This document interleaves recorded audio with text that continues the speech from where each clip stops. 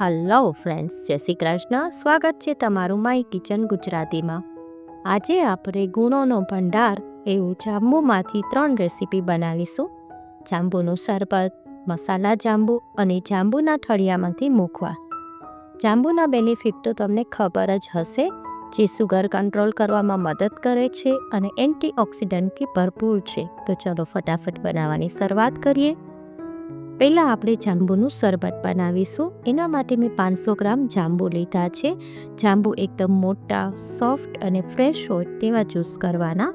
જાંબુને use કરતાં પહેલાં તમારે 10 મિનિટ મીઠાના પાણીમાં પલાળી દેવાના, જેથી એની અંદર જે બેક્ટેરિયા કે કોઈ જીવાત હોય એ પણ નીકળી જશે. ત્યારબાદ જાંબુના ઠળિયાને આપણે દૂર કરી લઈશું. એટલે આ રીતે બધું જ સુધારી લેવાના છે. અને જે જાંબુના ઠળિયા છે એની અંદર આપણે અડધો ગ્લાસ જેટલું પાણી ઉમેરી અને એને સાઈડ પર રાખી દઈએ. હવે આપણે જે જાંબુ સુધારેલા છે એને એક મિક્સર જારમાં લઈ લઈશું અને આ ઠળિયાનો આપણે આગળ ઉપયોગ પણ કરીશું. હવે એને આપણે સરસ ક્રશ કરી લેવાના છે. એકદમ એનો પલ્પ તૈયાર કરી લેવાનું છે અને આ બહુ ફટાફટ થઈ જાય છે, 5 જ મિનિટ બની જશે. જો આ રીતે સરસ આપણે એનો પલ્પ એકદમ સ્મૂથ તૈયાર કરી લેવાનો છે. હવે એ પલ્પ છે એને એક આપણે બાઉલમાં ટ્રાન્સફર કરી દઈએ, જેથી આપણને આઈડિયા આવે મેઝરમેન્ટ કેટલું લેવું એ. જો આ રીતે આપણે બાઉલમાં લઈ લીધું છે. હવે જે ઠળિયા છે જેમાં આપણે પાણી ઉમેરેલું છે એને આ રીતે હાથેથી ઘસી અને બધો પલ્પ લઈ લેવાનો છે. ત્યારબાદ એક મોટા હોલવાળી ચાળણી હોય તેમાં તમે પાસ કરી લેશો એટલે બધો પલ્પ આવી જશે, બિલકુલ વેસ્ટ નહીં થાય. જો આ રીતે બધું જ આપણે લઈ લેશું. પાછું એકવાર પાણી ઉમેરી અને બધું જ આપણે લઈ લેવાનું છે. હવે આ ઠળિયા છે એનો આપણે બાદમાં ઉપયોગ કરીશું. હવે આ જે પાણીવાળો ભાગ છે જાંબુના ઠળિયા ધોયેલો, એને મિક્સર જારમાં રાખી અને સાઈડ પર રાખી દઈએ, જેથી બિલકુલ વેસ્ટ ના થાય. હવે આપણે અડધો બાઉલ પલ્પ લીધો છે તો એની સામે અડધો બાઉલ ખાંડ લેવાની. આ માપ આપણે ફોલો કરીશું. ત્યારબાદ એક હેવી બોટમની કઢાઈ લઈશું અને એની અંદર બધું જ પલ્પ છે એ લઈ લેવાનો છે અને એની અંદર આપણે જે ખાંડ છે અડધો બાઉલ એ પણ એડ કરી દેવાની છે. સુગરવાળા હોય તો સુગરની જગ્યાએ સુગર ફ્રી એડ કરી દેવાનું. હવે એને આપણે લો ટુ મીડિયમ ફ્લેમ પર કન્ટિન્યુઅસ ચલાવવાનું છે. જો આ રીતે આપણે મિક્સ કરતું જવાનું છે. હવે જે આપણે મિક્સર જારમાં થોડું પાણી એડ કર્યું હતું એ પણ એમાં લઈ લઈએ, જેથી વેસ્ટ ના થાય. જો તમને આજની રેસીપી ગમે તો લાઈક કરજો, શેર કરજો અને આજ સુધી તમે મારી ચેનલમાં નવા હોય તો ચેનલને સબસ્ક્રાઈબ કરી દેજો અને બાજુમાં આવેલા બેલ આઇકનને પ્રેસ કરી દેજો, જેથી આવનારા બધા જ નવા વિડીયોનું નોટિફિકેશન તમને મળી જાય. હવે જો આ રીતેની લો ટુ મીડિયમ ફ્લેમ પર આપણે ચલાવવાનું છે. હવે આટલું થઈ જાય એટલે લગભગ થોડી ચીકાશ આવવા લાગે પછી એની અંદર આપણે 2 ચમચી લીંબુનું જ્યુસ ઉમેરીશું અને 1 ચમચી મીઠું ઉમેરીશું અને 1 ચમચી સંચળ પાવડર ઉમેરીશું. લીંબુનો જ્યુસ ઉમેરવાથી ચાસણીમાં ક્રિસ્ટલ નહીં થાય. હવે પાછું આપણે આ રીતે એને હલાવવાનું છે અને જે સાઈડ પર થોડો પલ્પ આવે એને પણ આ રીતે ચમચાથી લેતું જવાનું છે. પછી એની ચીકાશ પકડવા લાગે અને એના બબલ્સ ઝીણા થઈ જાય ને થોડું અડધું જેટલું થઈ જાય પછી આપણે આ રીતે હાથેથી એને ચેક કરી લેવાનું. એટલે કે એનો અડધો તાર બનાવવાનો છે, ફૂલ તાર નથી બનાવવાનો, હાફ તાર જ બનાવીશું.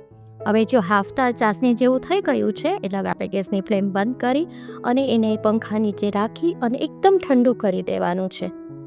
જો આ રીતે એકદમ ઠંડુ થાય પછી એરટાઇટ કન્ટેનરમાં આપણે ભરી અને ફ્રીઝમાં એને 1 વર્ષ સુધી સ્ટોર કરી શકીએ છીએ.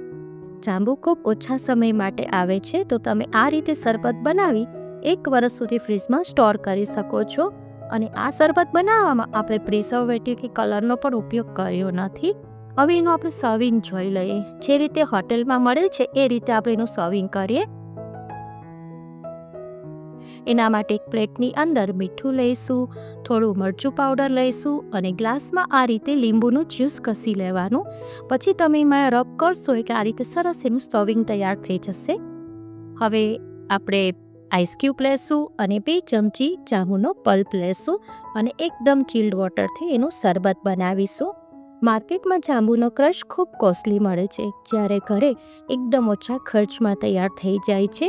એની અંદર થોડો ચાટ મસાલો સ્પ્રિંકલ કરી દઈશું અને આ રીતે આપણે જાંબુનું શરબત તૈયાર થઈ જશે. આ રીતે તમે પલ્પ બનાવીને રાખી તો ફ્રીઝમાં પછી 1 વર્ષ સુધી તમે એને એન્જોય કરી શકો છો.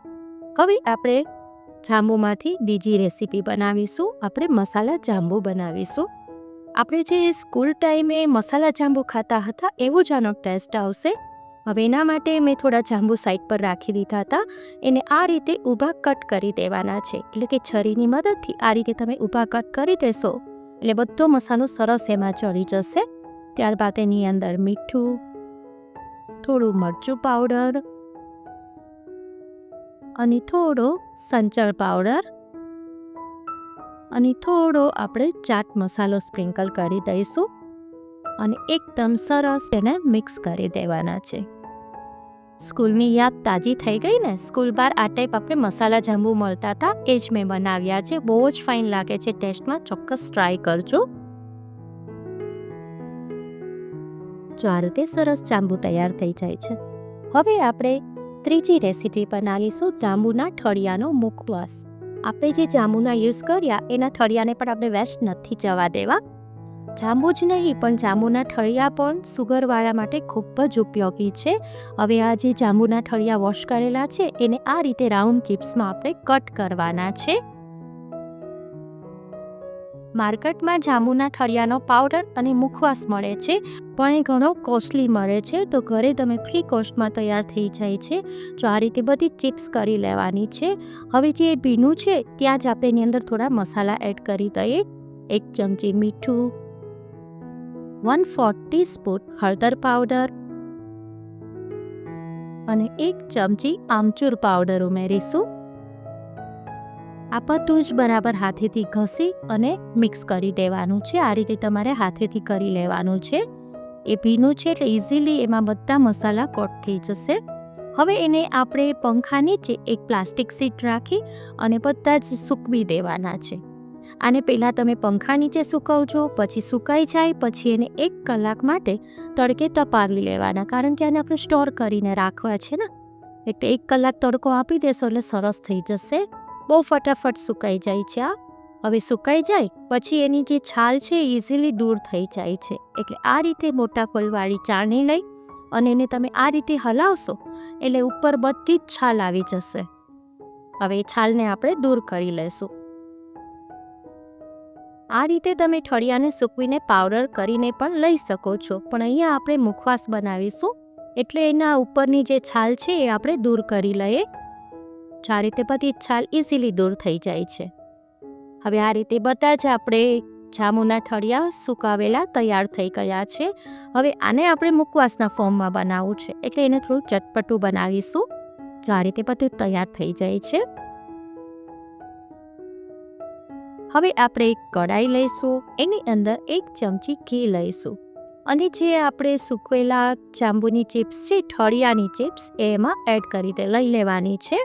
હવે એને આપણે લો ફ્લેમ પર ચલાવવાનું છે, એટલે કે ક્રિસ્પી થાય ત્યાં સુધી શેકવાના છે. અને હવે એની અંદર આપણે અડધી ચમચી સંચળ પાવડર ઉમેરીશું અને એને પણ બરાબર મિક્સ કરી દઈશું. પછી જો આ રીતે સરસ આપણે ક્રિસ્પી થાય ત્યાં સુધી શેકી લેવાનો છે.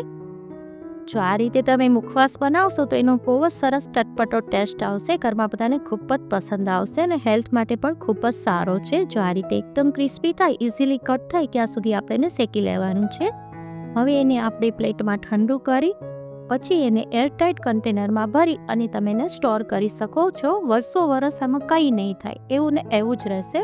તો કેવી લાગી આ હેલ્ધી જાંબુની અલગ અલગ રેસીપી, અને આમાંથી કઈ રેસીપી તમને ગમી એ પણ મને કમેન્ટ કરીને કહેજો.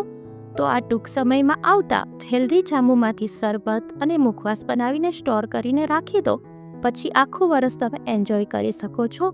જો તમને આજની રેસીપી ગમી હોય તો લાઈક કરજો, વધારેમાં વધારે શેર કરજો અને સબસ્ક્રાઈબ કરવાનું ના ભૂલશો. ફરી મળીશું એક નવી જ રેસીપી સાથે. Till then bye bye.